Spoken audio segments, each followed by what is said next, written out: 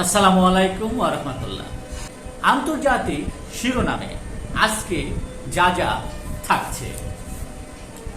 গাজায় প্রবেশের অপেক্ষায় ৩,০০০ ত্রাণবাহী ট্রাক।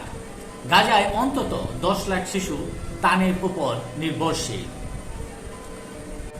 ইতিহাসে সবচেয়ে বড় অর্থনৈতিক সংকট তৈরি করেছে ট্রাম্প। মার্কিন অর্থনীতি নিয়ে কমলা হ্যারিস। ট্রাম্প দায় চাপালেন বাইডেনের উপর। মার্কিন অর্থনীতির সংকুচন। ইসরায়েলে ভয়াবহ দাবানল, নিয়ন্ত্রণে সব বাহিনী। দক্ষিণ কোরিয়া ইয়ন সুকের বিরুদ্ধে নতুন অভিযোগ। সাইরা ফিরলেন পাকিস্তানে, শিশু সন্তান ও স্বামী রইলেন ভারতে। সবচেয়ে বয়স্ক ব্যক্তির মৃত্যু।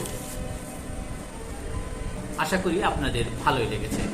সার্বিক শিরোনামের বিবেচনায় যদি আপনাদের কোনো অভিমত, অভিব্যক্তির সমালোচনা কিংবা কোনো পরামর্শ থেকে থাকে তাহলে অবশ্যই কমেন্টসে জানাবেন। আপনাদের কমেন্টসের প্রত্যাশায় আজকের মতো এখানে বিদায় নিচ্ছি। আবারও দেখা হবে আগামীকাল ঠিক একইভাবে প্রধান প্রধান দৈনিক পত্রিকার শিরোনামগুলো নিয়ে। সে পর্যন্ত অবশ্যই ভালো থাকবেন, সুস্থ থাকবেন। আসসালামু আলাইকুম ওয়া রাহমাতুল্লাহ।